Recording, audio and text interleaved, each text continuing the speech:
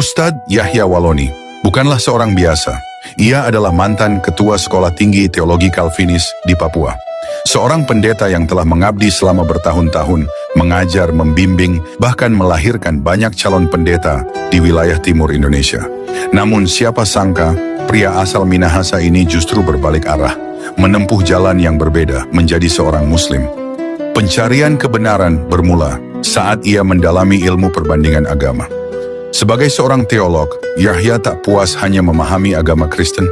Ia mempelajari Yudaisme, kemudian berlanjut ke Islam. Ia membaca Al-Quran untuk mencari celah dan kelemahan dengan niat awal membantah kebenarannya. Tapi justru sebaliknya, ia menemukan hal yang membuat hatinya terusik.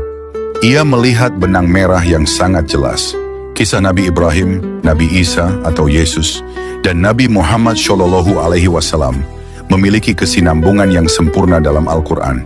Ia merasa ajaran Islam menyempurnakan nubuat para nabi sebelumnya.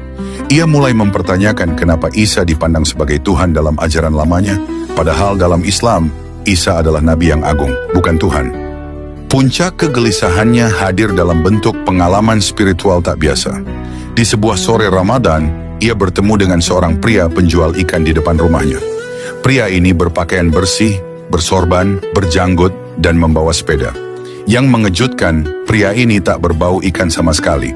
Dialog terjadi secara intens.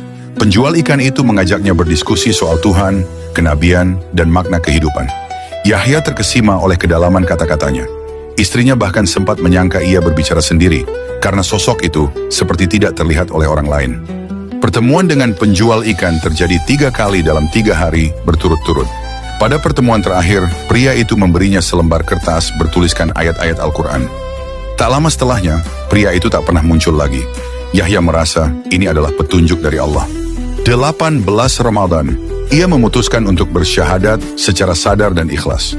Bersama istrinya, anak-anaknya, dan orang tua istrinya, mereka memeluk Islam di hadapan Kiai Haji Komarudin Shofa, seorang kiai yang telah mendapat mimpi sebelumnya tentang kedatangannya.